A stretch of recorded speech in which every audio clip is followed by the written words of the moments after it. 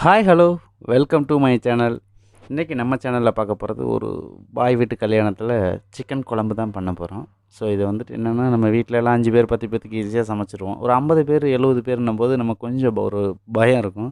So இதிலேருந்து நம்ம எப்படி ஈஸியாக பண்ணலாங்கிறது தான் இந்த வீடியோ. ஸோ வாங்க அந்த வீடியோ பார்ப்போம். அதுக்கு முன்னாடி நம்ம சேனலுக்கு ஃபஸ்ட் டைம் வரவங்களா இருந்தால் மறக்காமல் சேனலை சப்ஸ்கிரைப் பண்ணுங்கள். கூட இருக்க பெல் ஐக்கானை கிளிக் பண்ணுங்கள்.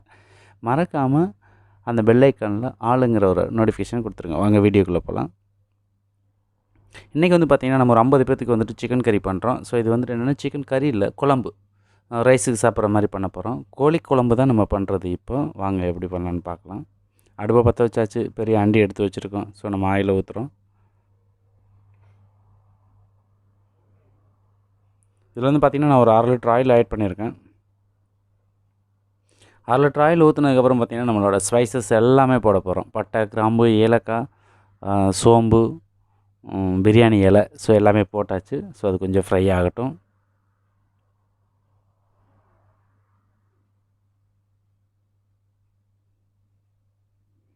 ஸோ ஆயில் காஞ்சிருச்சு, அதெல்லாம் ஃப்ரை ஆகிட்டுருக்கு. அதுக்கு முன்னாடி நம்மளும் வந்து பட்டை கிராம்பில் போட்டாச்சு, அதுவும் பொரியுது. திரும்ப அதுக்கப்புறம் வந்து பார்த்திங்கன்னா, சோம்பு நம்ம ஆட் பண்ணியாச்சு.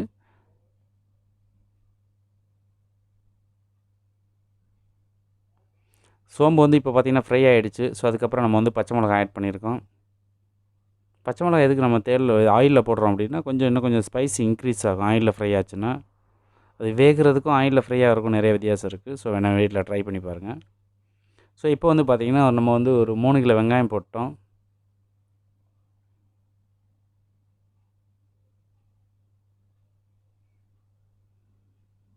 ஸோ இந்த வெங்காயம் வந்து நல்லா ஃப்ரை ஆகிற வரையும் நம்ம கிண்டிக்கிட்டே இருக்க போகிறோம். அதுதான் இப்போதைக்கு நமக்குள்ளே இருக்க வேலை. ஸோ இதை வந்துட்டு நீங்கள் வீட்டில் பண்ணுறீங்க அப்படின்னா, நீங்கள் கம்மியான குவான்டிட்டி வச்சு நீங்கள் ப்ரிப்பேர் பண்ணி பாருங்கள். நம்ம பண்ணுறது முழுக்க முழுக்க வந்து கோழி குழம்பு தான் பண்ணுறோம்.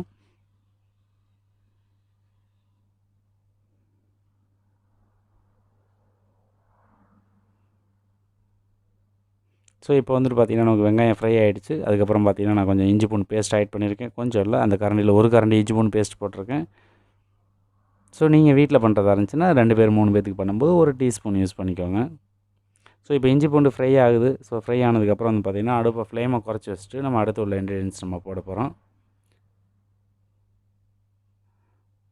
ஸோ நான் வந்து பார்த்திங்கன்னா, ஒரு 1 கிலோ தக்காளி போட்டிருக்கேன். 1 கிலோ தக்காளி வந்து நல்ல பழமாக இருக்குது. நீங்கள் பார்த்தீங்கன்னாலே தெரியும் கலர் உங்களுக்கு. ஸோ அந்தளவுக்கு நல்ல பழமான தக்காளினா புளிப்பு அதிகம் இருக்கும். ஸோ அதனால் வந்துட்டு நான் 1 கிலோ ஆட் பண்ணியிருக்கேன். ஸோ நீங்கள் தக்காளி எப்படி இருக்குன்னு பார்த்துக்கிட்டு அதுக்கு தகுந்த மாதிரி கூட குறைய போட்டுக்கோங்க. இந்த தக்காளி ஃப்ரை ஆகிறதுக்காக நம்ம கொஞ்சம் சால்ட் ஆட் பண்ண போகிறோம். ஏன்னா உப்பு போட்டோம்னா டக்குன்னு வந்துட்டு அந்த சால்ட் வந்து கொஞ்சம் அந்த தக்காளியில் உள்ள தண்ணியெல்லாம் இழுக்கும். ஸோ சீக்கிரம் வந்துட்டு நமக்கு அது ஃப்ரை ஆகி டைம் வந்து ரொம்ப ஈஸியாக சேவ் ஆகும் நமக்கு.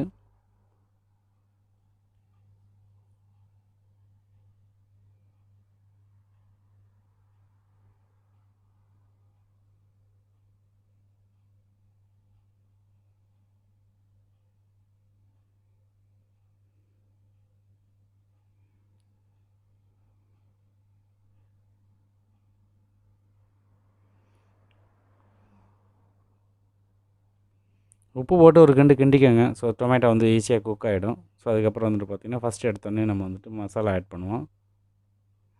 மஞ்சத்தூள் போட்டிருக்கு. மஞ்சத்தூள், மிளகாத்தூள், அப்புறம் மல்லித்தூள், இதுதான் ரெகுலராக எல்லாமே ஸ்பைசஸ் ஆட் பண்ணுறது. அது போக வந்து அடிஷ்னலாக வந்துட்டு இந்த சிக்கன் குழம்புல வந்து பார்த்திங்கன்னா, ஃபஸ்ட்டு வந்து என்ன போடுறோன்னு பார்க்கலாம். மிளகாத்தூள் போடுறோம். மிளகாத்தூள் வந்து பார்த்திங்கன்னா, நான் வந்துட்டு ஒரு 200 கிராம் ஆட் பண்ணுறேன்.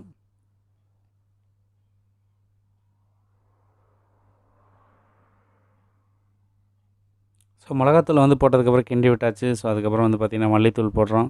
இது வந்து போடுறது ஒரு ஆள், கிண்டுறது ஒரு ஆள். அதனால் உங்களுக்கு ஒரே ஆள் பண்ணலை. ஸோ அதனால் உங்களுக்கு அப்படி தெரியும். அதனால் கூட எப்போயுமே ஹெல்ப்பர் இருப்பாங்க. அவங்க கிண்டிகிட்டு இருக்காங்க. நம்ம மசாலா போட்டுட்ருக்கோம். ஸோ வீட்டில் தனியாக பண்ணும்போது நீங்கள் அடுப்பை குறைச்சி வச்சுட்டு போட்டுக்கோங்க.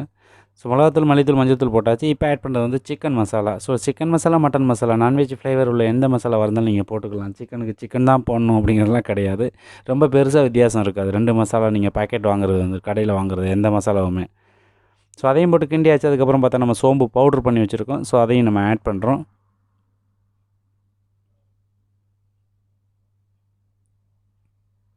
அந்த ஸ்லோவான ஃப்ளேம்லேயே வச்சு நம்ம அந்த மசாலா எல்லாத்தையுமே ஃப்ரை பண்ணுறோம். ஸோ ஃப்ரை பண்ணி முடிச்சதுக்கப்புறம் என்னென்னு கேட்டிங்கன்னா, ரொம்ப நேரம் வந்துட்டு அதை ஃப்ரை பண்ணோன்னா கருகிரும். ஸோ அதனால் வந்துட்டு கொஞ்சமாக தண்ணி ஆட் பண்ணி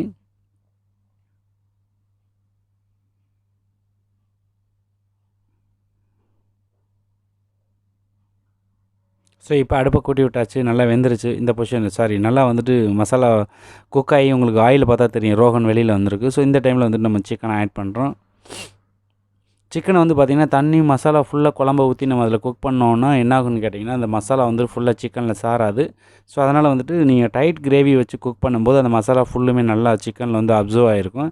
அதுக்கப்புறம் உங்களுக்கு குழம்புக்கு எவ்வளோ தண்ணி தேவை, எவ்வளோ குழம்பு தேவையோ அதுக்கு தந்தளவு நீங்கள் தண்ணி ஊற்றி நீங்கள் வந்து இன்க்ரீஸ் பண்ணிக்கலாம். நீங்கள் சிக்கன் குக் பண்ணும்போது எப்போயுமே வந்து பார்த்திங்கன்னா, இந்த மாதிரி டைட் கிரேவியில் குக் பண்ணுறதுக்கும் நார்மலாக தண்ணியில் ஊற்றி குக் பண்ணுறதுக்கும் உங்களுக்கு வித்தியாசம் தெரியும். ஸோ அதனால் நீங்கள் எப்போ பண்ணிங்கனாலும் சரி, நான்வெஜ் கிரேவி பண்ணும்போது கொஞ்சம் திக் கிரேவி இருக்கும்போது அதிலேயே வந்து மீட்டை வந்து குக் பண்ணால் தான் உங்களுக்கு ரொம்ப டேஸ்டியாக இருக்கும். ஸோ இப்போ சிக்கன் வந்து பார்த்திங்கன்னா குக் ஆகிடுச்சு. நமக்கு வந்துட்டு பார்த்திங்கன்னா ரொம்ப பெருசாக இனி அது வேகணும்னு தேவையில்லை. நமக்கு வந்து அது போனுங்கிறதுனால வந்து பார்த்திங்கன்னா கொஞ்சம் நேரம் நல்லா குக் ஆகணும், இன்னும் கொஞ்சம் சாஃப்ட்னஸ் இருக்கும் அப்படின்றக்காக வந்துட்டு நம்ம இந்த பொசிஷன் வரும்போது நம்ம தேங்காவை அரைச்சி நம்ம அதில் ஆட் பண்ணுறோம். இந்த தேங்காவோட அரவையில் வந்து பார்த்திங்கன்னா நான் வந்துட்டு தேங்காய், கொஞ்சம் பொட்டுக்கடலை, சோம்பு இதை 3ஐயும் வச்சு நான் அரைச்சிருக்கேன். ஸோ இதை வந்துட்டு நம்ம வந்துட்டு நல்லா மிக்ஸ் பண்ணி விட்டுட்டு, ஸோ நமக்கு குழம்புக்கு எவ்வளோ தேவையோ அந்த திக்னஸுக்கு தகுந்த மாதிரி தண்ணி ஊற்றி நம்ம கொதிக்க விட போகிறோம்.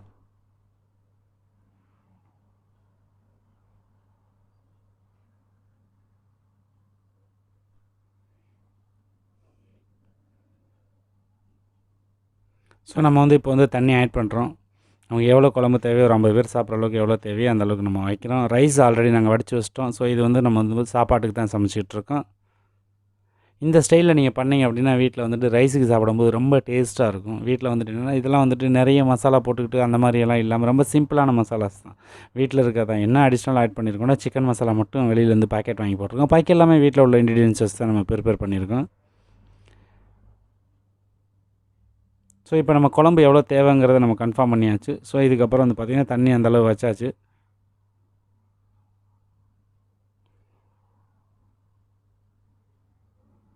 ஸோ இதுக்கப்புறம் நம்ம அடுப்பை ஏற்றி விட்டுட்டு இதுக்கு ஒரு நல்ல ஒரு மூடி ஒன்று போட்டு ஒரு 15 நிமிஷம் நம்ம கொதிக்க விட போகிறோம். ஏன்னு கேட்டிங்கன்னா நம்ம லாஸ்ட்டாக ஊற்றின தேங்காய், ஸோ அந்த மசாலா இது எல்லாமே வந்துட்டு நல்லா வந்து குக் ஆகணும்.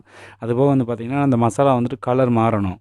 தேங்காவோட பச்சை வாடை வந்துச்சுன்னா நல்லா இருக்காது நமக்கு ரைஸில் சாப்பிடும்போது. அது நல்லா கொதிச்சு வந்தால் தான் வந்து நமக்கு அந்த ஃப்ளேவர் வந்து நல்லாயிருக்கும், சிக்கனோட ஃப்ளேவரு. ஸோ அதனால் இதுக்கு வந்து என்ன பண்ண போகிறோம்னா ஒரு மூடியை போட்டு நம்ம கொதிக்க விட போகிறோம்.